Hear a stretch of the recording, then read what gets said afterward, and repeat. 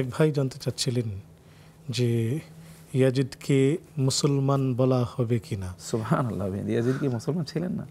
মুসলিম ছিলেন, তবে তিনি ফাজির বা ফাসিক ছিলেন, যেটি মানে সালাফদের মধ্যে কেউ কেউ বলেছেন। তবে আহলুস সুন্নাহ ওয়াল জামাতের মূল বক্তব্য আস-সুকুতু আনিল ফিতান অথবা আস-সুকুতু আনিল ফিতনা আল্লাতী জারাত বাইনা সাহাবাতি ফি আহদি সাহাবা।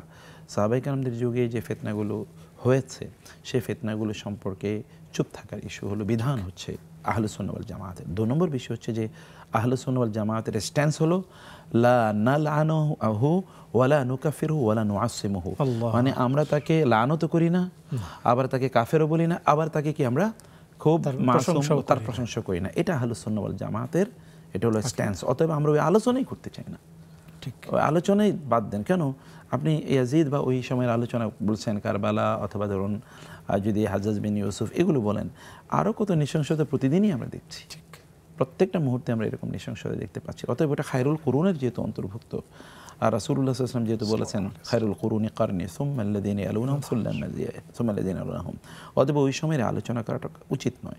আর ওই সময়ের আমরা আসলে জানি কতটুকু, ঠিক যতটুকু ঘটেছে এর মধ্যে ইতিহাসে কতটুকু আসে, ঠিক, এবং তখন কি এত বিস্তারিত ইতিহাস লেখা হতো?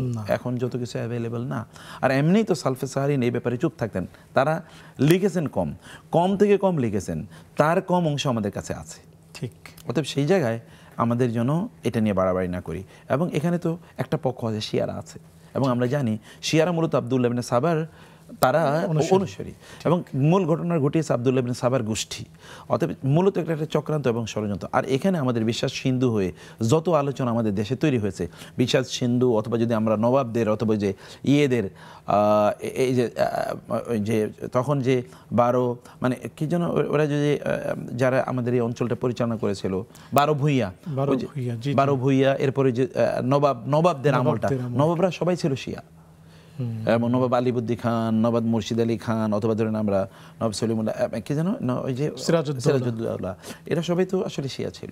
ফলে এই সময় এরা ইমামবাড়া এবং ধরেন হাই হুসাইন ইত্যাদি জিনিসগুলো খুবই ব্যাপকভাবে এগুলো আমাদের দেশে মানে তারা চর্চা করেছে।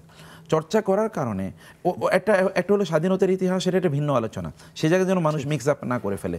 এটা আমরা একটা দিনই ধর্মীয় আকিদাগত আলোচনা করছি, এই জায়গাটিতে মূলত তাদের কাজ ছিল। ফলে এখানে শিয়াবাদের একটা বড় প্রভাব আছে, এবং এই কারণে আমরা দেখি যে সুন্নি বলে দাবি করে এরকম লোকেরা আসলে শিয়াদেরই কি অনুসরণ করে তাইলে এই কারণে এখানে ইয়াজিদকে মানে তাকে নিয়ে কাফের, মুশরিক এবং তাকে বিভিন্ন ধরনের লানত করা অথবা তার বিরুদ্ধে যত ধরনের বিভিন্ন ধরনের প্রপাগান্ডা, মদ্যপ ইত্যাদি ইত্যাদি কথাবার্তা বলা হয়, আমরা কিছুই জানি না। অতএব এই ব্যাপারে কাউকে অপবাদ দেওয়ারও আমাদের প্রয়োজন নাই। আবার সেখানে তিনি তার সময় তো ভয়াবহ 3টি ঘটনা ঘটেছে। এক হচ্ছে আপনি যে ইয়েকে কে বলে না এটাকে হোসেন রাদিয়াল্লাহু তাআলাকে হত্যা এবং বাইতুল্লাহ আক্রমণ এবং মদিনায় লুটতরাজ, এই অপরাধগুলো ঘটেছে। এটা তো 4 সময় ঘটেছে, তিনি কতটুকু করেছেন আমরা জানি না। এবং সেখানে অতএব এই অপরাধগুলো ঘটেছে, আবার অন্যদিকে আমাদের কাছে কম কিছু এসেছে। এই সকল মিলে আমরা এই জায়গাটাতে চুপ থাকতে চাই, আমরা বলতে চাই যে আমরা কিছুই বলি না তার বিষয়টা। তিনি তো এমনি তুমি তো দেখে নিয়ে আলোচনা করতে ইসলাম নিষেধ করেছে, মানে আমিলু।